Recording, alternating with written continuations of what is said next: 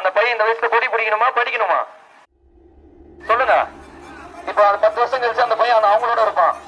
இதுக்குதான் வந்திருக்காங்களா? இத வந்து நின்னு பேசணும் கேட்டுக்கணுமா இல்லையா? ஐயா நல்லா புரிஞ்சுக்கோங்க ஐயா, நான் உங்களை எதுவும் தப்பு சொல்ல, வாக்கு சேகரிக்க வந்திருக்கேன். நான் அடுத்த தலைமுறைக்காக தான் இங்க வந்து நின்று பேசுறேன். அவங்கள ஒருத்தரதான் வந்து பேசுறேன். அதை புரிஞ்சுக்கோங்க. எல்லாருக்கும் அடிப்படை கல்வியும் வேலையும் கொடுங்க. அந்த தம்பி பாருங்க, சின்ன பையன் பாருங்க, தலையில துணி போட்டு கொடி பிடிச்சுன்னு இருக்கிறான். அது அந்த பையனுக்கு என்ன வயசு இருக்கும்? இது தேவையா?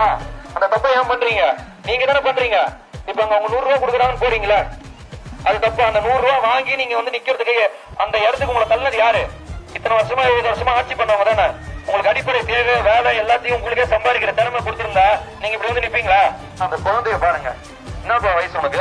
தம்பி உனக்கு என்ன வயசு? என்ன வயசுமா உனக்கு?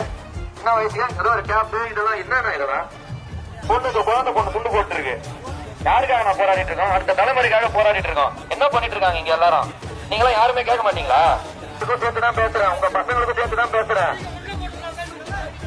ஆறு அபிஷேக் ஐயா, ஐயா மரியாதையா பேசணும். வா போன்னு பேசக்கூடாது, மரியாதையா பேசலாம்.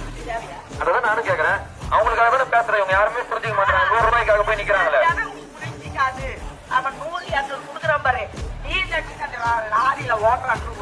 அது அப்படி உங்களை வச்சிருக்கிறதுனாலதான் நீங்க அப்படி போறீங்க. நீங்க படிப்பை கொடுத்துட்டீங்கன்னா அவங்க கேள்வி கேட்பாங்களா? அடுத்த தலைமுறை 100 ரூபாய் 200 ரூபாய் நீ என்னடா கொடுக்கறது?